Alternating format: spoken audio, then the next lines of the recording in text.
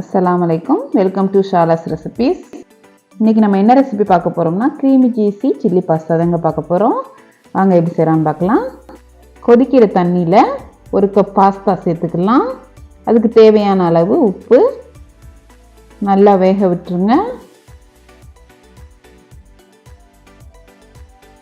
இப்போ வெந்துருச்சு. நம்ம அடுப்பு ஆஃப் பண்ணிவிட்டு இதை ஒரு சல்லடையில் நம்ம வடிதட்டிடலாம். தண்ணி வடியட்டும். இப்போ ஒரு பேனில் ஒரு டேபிள் ஸ்பூன் பட்டர், 4 கார்லிக்கை சின்ன சின்னதாக கட் பண்ணி சேர்த்துருக்கேன். இதை நல்லா வதக்கிக்கிடலாம். லோ ஃப்ளேம்லேயே வச்சுக்கோங்க, கரிஞ்சிரும்.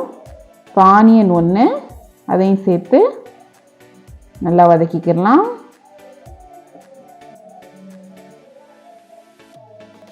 ரெண்டு தக்காளியை நான் அரைச்சி சேர்த்துக்கிறேன். அதையும் நல்லா வதக்கிக்கிடலாம். 1/4 teaspoon oregano, chilli flakes 1 teaspoon, pepper crush பண்ணிக்கோங்க,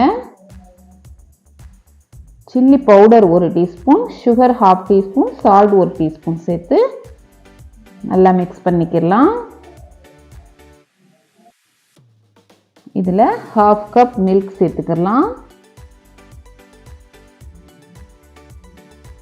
ஃப்ரெஷ் க்ரீம் 1/2 கப் சேர்த்துக்கிறேன். இது ஆப்ஷனல் தான், நீங்கள் வேண்டாமா விட்டுடலாம்.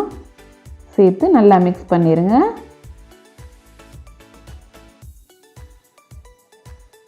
இப்போ நம்ம வேக வச்ச பாஸ்தாவை அதை சேர்த்துடலாம். இதுக்கு மேலே தேவையான அளவு மசாலா சீஸ் போட்டு மிக்ஸ் பண்ணிக்கோங்க.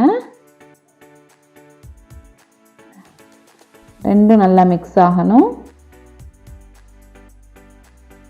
அவ்வளோதான், நம்ம இறக்கிடலாம். இந்த பேனுடைய சூட்லேயே நமக்கு சீஸ் நல்லா மெல்ட் ஆயிரும். பிளேட்டில் சர்வ் பண்ணியாச்சு. அவ்வளோதான், நம்மளுடைய ஜூஸியான க்ரீமியான சில்லி பாஸ்தா சூப்பராக தயாராகிடுச்சு. நீங்களும் ட்ரை பண்ணி பாருங்கள். ட்ரை பண்ணி பார்த்துட்டு எப்படி இருக்குன்னு எனக்கு கமெண்ட்டில் சொல்லுங்கள். தேங்க்ஸ் ஃபார் வாட்சிங். பாய்.